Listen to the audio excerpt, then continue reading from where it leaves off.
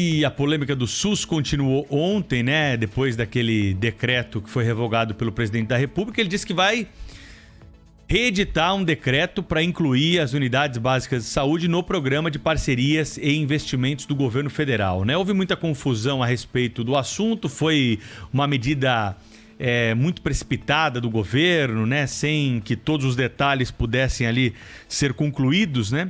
E aí o governo teve de recuar porque a grita foi geral, não deu para entender exatamente o que se queria com aquele estudo, né? Para tentar, de alguma forma, trazer a iniciativa privada para gestão e financiamento de parte da saúde pública.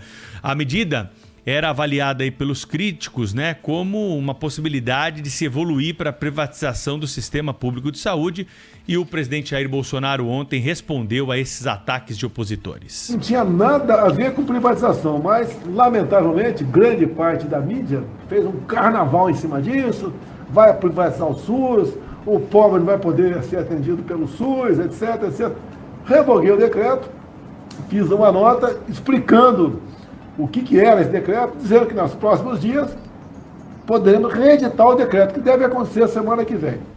O ministro Paulo Guedes, né, também negou o objetivo de privatização, diz que o ponto do projeto é o financiamento de unidades e não da operação do Sistema Único de Saúde. Isso deve ter sido uma dessas 10 decisões que a gente toma por dia, que chega aqui e fala assim, olha, ministro, porque as coisas que são decisivas, elas vão para o Congresso, são reformas, são examinadas. Se fosse uma privatização do SUS, tinha que ter ido para o Congresso, aí o Supremo opina se é um caso de subsidiária ou não. Não é nada desse tipo. Essa discussão foi lamentável, né? Foi muito triste. O presidente tem razão, viu? A mídia brasileira cometeu um erro gravíssimo, inclusive de interpretação. Gente que comentou, que esculhambou, que condenou sem ler o decreto sequer. E a gente viu, eu estou muito incomodado com o comportamento até das agências de checagem de notícias, sempre tão empenhadas, né, em verificar a procedência de afirmações quando o governo as faz, ignorou completamente o festival de fake news que envolveu esse assunto da suposta, entre aspas, privatização do SUS. É uma discussão tão idiota que até a gente nem acredita que ela foi travada, né? Porque falar em privatizar o SUS é como falar em privatizar a justiça, privatizar a polícia militar. Sabe, assim, é uma impossibilidade concreta, não existe, não há possibilidade de se fazer isso. Não tem como privatizar um sistema que envolve esforços, recursos, instalações e pessoal federal, municipal e estadual. Não tem como.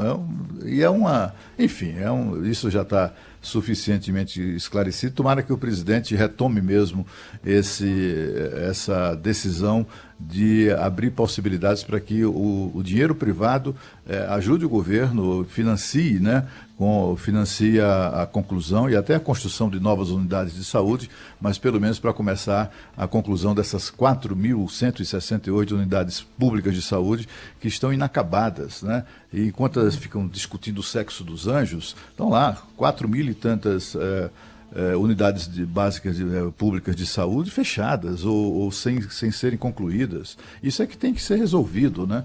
Com a urgência que a saúde pública no Brasil requer. Mas errou o presidente ao ter sucumbido à pressão de rede social, de ter visto crítica publicada em todo canto e revogado o decreto. Porque se ele defende o decreto e diz que vai reeditá-lo, por que fez ali a revogação ontem?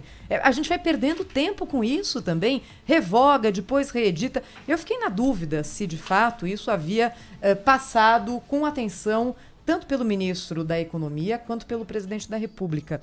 Porque, mesmo sendo uma decisão menor e uma decisão ali envolvendo um estudo, uma decisão mais burocrática, qualquer coisa que possa mexer com o SUS agora tem potencial de gerar incêndio, de gerar crise.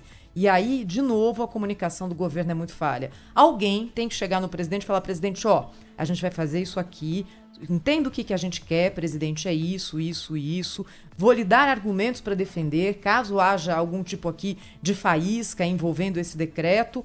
Não foi dessa forma. Gente, a gente está nas vésperas de uma eleição, às vésperas de uma eleição municipal, num momento conturbado, quando poucos dias antes, uma pessoa bem próxima do governo falou assim: essa Constituição atrapalha e não deixa a gente governar direito, ela atrapalha, e sugeriu uma Assembleia Constituinte para mudar a Constituição.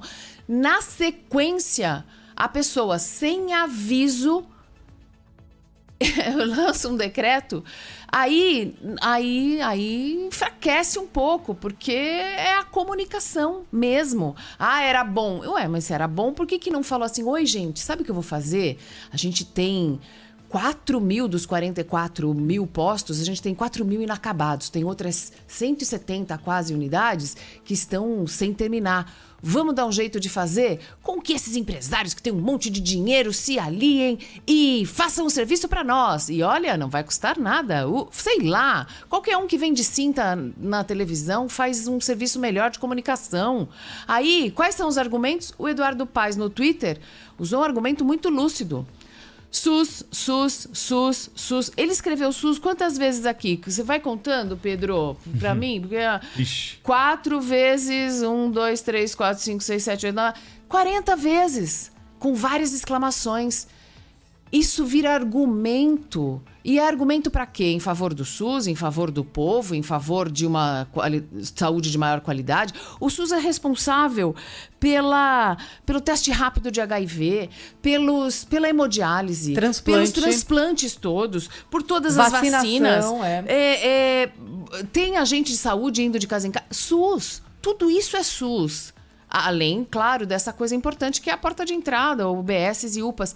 Tudo isso é SUS, é o maior sistema de saúde do mundo. Ele é incrível, é um exemplo.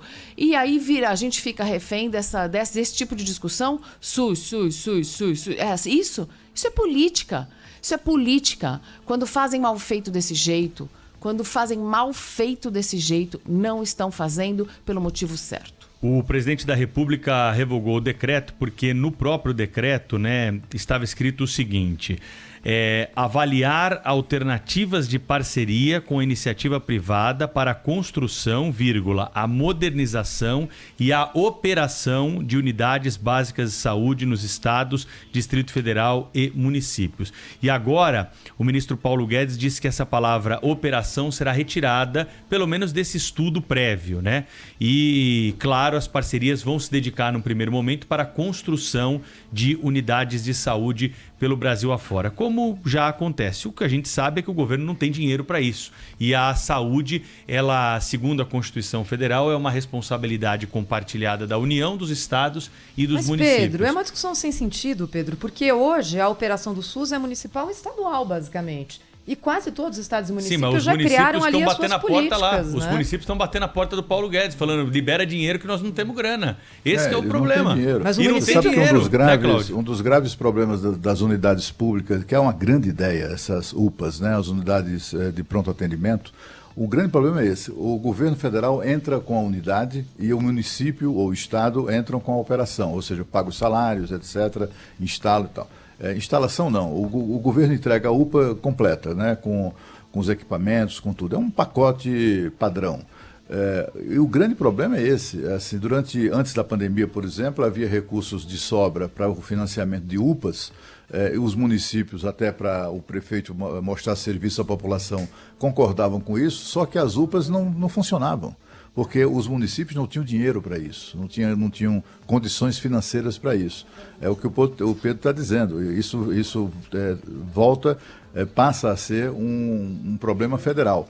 E aí, quando a contrapartida do município é fazer a operação da unidade de saúde e o município não tem dinheiro, aí o governo federal vai ter que se virar para promover essa operação.